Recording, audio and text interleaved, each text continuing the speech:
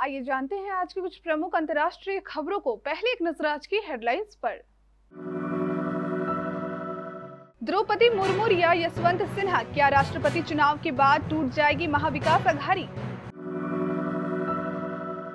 नई संसद के अशोक स्तंभ पर विपक्ष ने उठाए सवाल, प्रशांत भूषण ने गॉडसे से की तुलना। मोहम्मद जुबैर को मिली सुप्रीम राहत, अगले आदेश तक जारी रहेगी अंतरिम बेल, अब 7 सितंबर को होगी सुनवाई।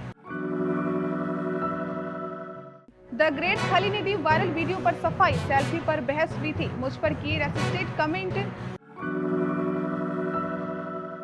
तेज प्रताप बोले, एम्स में लालू यादव को गीता पाठ से रोका, अज्ञानी को महापाप की कीमत चुकानी होगी। गोडबाया राजपक्षे ने इस्तीफे पर किए साइन, प्रेमदासा बन सकते हैं श्रीलंका के अगले राष्ट्रपति। कॉल गर्ल्स के साथ नेता के बेटे की नेकेड तस्वीर लेक उड़ाए लाखों रुपए। 20 राज्यों में बारिश बनी आफत, गुजरात और महाराष्ट्र में हाहाकार, अब तक 139 की मौत। कॉफी विद करण में देवरकोंडा है सारा अली खान के नए क्रश, एक्टर ने टॉक शो में किया खुलासा। रोहित शर्मा तोड़ेंगे सचिन तेंदुलकर का वर्ल्ड रिकॉर्ड, आज के मुकाबले पर पूरी दुनिया की नजर। आगामी 18 जुलाई को देश के राष्ट्रपति पद का चुनाव होना है, जिसमें एनडीए की तरफ से द्रौपदी मुर्मू को उम्मीदवार बनाया गया है, जबकि उनके विरोध में विपक्षी दलों द्वारा यशवंत सिन्हा को उम्मीदवार बनाया गया है। महाराष्ट्र में फिलहाल शिवसेना ऐसे मोड़ पर खड़ी है जहां एक तरफ खाई है तो दूसरी तरफ कुआं है। शिवसेना प्रमुख उद्धव ठाकरे इस वक्त असमंजस की स्थिति से गुजर रहे हैं। उसके सामने एक तरफ पार्टी को बचाने की जिम्मेदारी है, तो दूसरी तरफ अगर वह मुर्मू को समर्थन देते हैं तो वह महाविकास अघाड़ी से निकलना पड़ सकता है।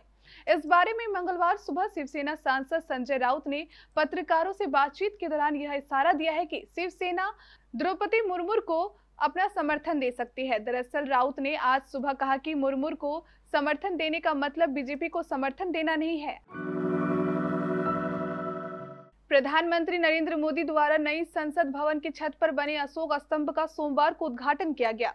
इसके बाद से ही अब विपक्षी दलों को निशाने पर आ गया है। असल में विपक्षी दल नए अशोक स्तंभ पर बने चारों शेरों की डिजाइन पर सवाल उठा रहे हैं।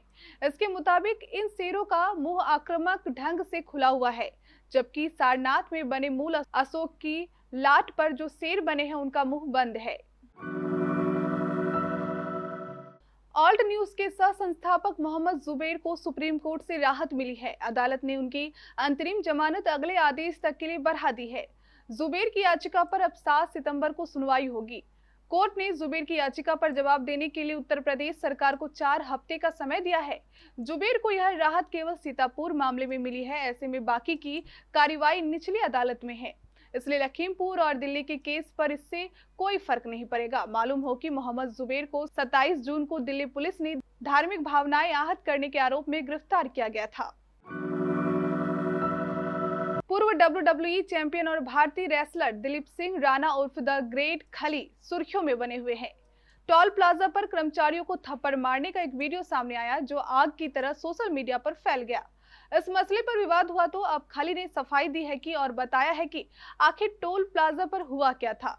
द ग्रेट खली ने बताया कि जब पंजाब के फिल्लौर में कल को टोल टैक्स वाले ने मेरी कार रोकी और सेल्फी लेने की जिद की, जब मैंने सेल्फी लेने को मना कर दिया तब मेरे को लेकर कमेंट किए गए। इसके अलावा उन्होंने अपशब्दों का भी प्रयोग किया। द ग्रेट खली का कहना है कि कंपनी को टोल कर्मचारियों पर कार्रवाई करनी चाहिए। दिल्ली के एम्स में भर्ती आरजेडी प्रमुख और बिहार के पूर्व मुख्यमंत्री लालू प्रसाद यादव को गीता पाठ करने और सुनने से रोका गया है। उनके बड़े बेटे तेज प्रताप यादव ने मंगलवार को ट्वीट कर इसकी जानकारी दी है। तेज प्रताप यादव ने कहा कि एम्स में लालू यादव को गीता पाठ सुनने नहीं दिया जा रहा है। उन्हें ऐसा करने से रोकने वाले उस अज्ञानी को इस महापाप की कीमत चुकानी पड़ेगी। हालांकि उन्होंने अपने ट्वीट में किसी का नाम नहीं लिया है।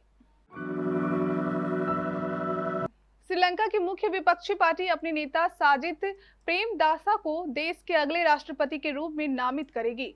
द्वीप राष्ट्र में नया राष्ट्रपति चुनने के लिए 20 जुलाई को संसद में चुनाव होगा। श्रीलंकाई विपक्षी पार्टी के एक अधिकारी ने मंगलवार को रॉयटर्स को यह जानकारी दी है। खबर ऐसे समय में आई है जब श्रीलंका के मौजूदा राष्ट्रपति गोटबाया राजपक्षे ने बुधवार को अपने इस्तीफे पर साइन कर दिए हैं।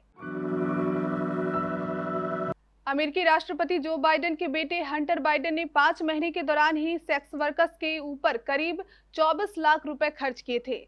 सेक्स वर्क के लिए लड़कियां मुहैया कराने वाली एक महिला के नाम हंटर बाइडेन ने चेक जारी किए थे। चेक पर उन्होंने बताया था कि यह पैसे मेडिकल सप्लाई के लिए दे रहे हैं। हंटर बाइडेन ने सेक्स वर्क के लिए करीब 24 लाख रुपए की रकम नवंबर 2018 से मार्च 2019 के बीच दिए थे।